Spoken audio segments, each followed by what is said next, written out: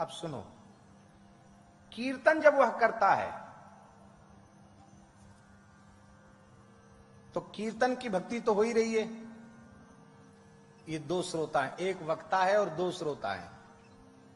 वो जो हम कुछ गाते हैं कहते हैं वो कहां जाता है, यहां जाता कि नहीं?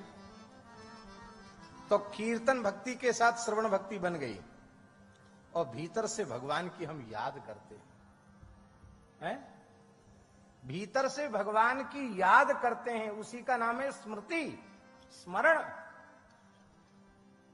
तो श्रवण और स्मरण ये दोनों बिना बुलाए कीर्तन में आ जाते हैं।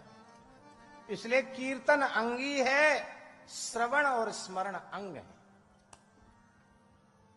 इसलिए महाप्रभु जी ने स्पष्ट घोषणा कर दी, राम कृष्ण की प्यारी गैया सारे जग की माता है।